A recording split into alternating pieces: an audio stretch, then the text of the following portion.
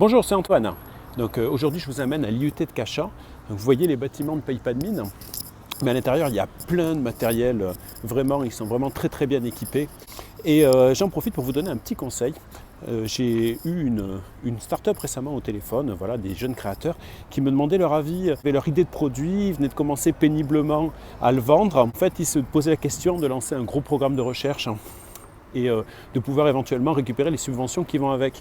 Et en fait, je leur ai dit que ça servait à rien. Alors je sais que c'est un peu contre-intuitif, mais même si c'est hyper tentant de récupérer une subvention de 25 000 € pour le démarrage auprès de BPI, le problème c'est que récupérer cette subvention de 25 000 €, ça veut dire être prêt à en dépenser 50.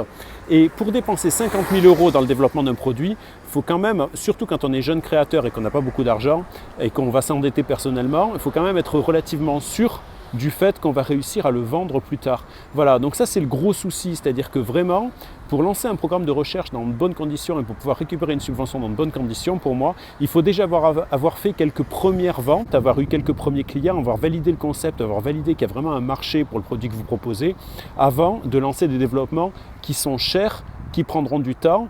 Lancer la sub tout de suite et lancer les développements tout de suite, ça reviendra un peu à sauter les étapes, c'est-à-dire à sauter toutes ces étapes de validation du marché qu'on retrouve par exemple dans la démarche du Lean Startup. Vous savez, c'est cette démarche qui dit on va d'abord valider le problème, la solution et valider combien les clients sont prêts à payer.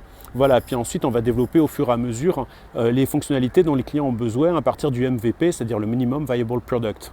Voilà, donc ça, c'est vraiment la bonne démarche à avoir à mon avis. Et puis, d'une certaine façon, le fait de pouvoir récupérer des subventions en France pour de la R&D, ça fausse vraiment tout ça. C'est-à-dire que les gens sont un peu obnubilés et surtout, il ne faut pas que vous soyez comme ça. Il ne faut surtout pas être obnubilé par le fait de récupérer une première subvention et de pouvoir de vous dire ça va accélérer mon développement. Parce qu'en fait, accélérer le développement, oui, super, vous allez accélérer votre développement, vous allez pouvoir avoir un produit qui est nettement plus abouti avec plein de fonctionnalités. Mais d'une part, si personne en veut, vous aurez perdu votre argent quoi qu'il arrive, même si vous en avez gagné la moitié. Et deux, de toute façon, BPI et les financeurs en général sont beaucoup plus frileux maintenant et cherchent à valider la demande du marché, même s'ils n'ont pas forcément les outils pour le faire.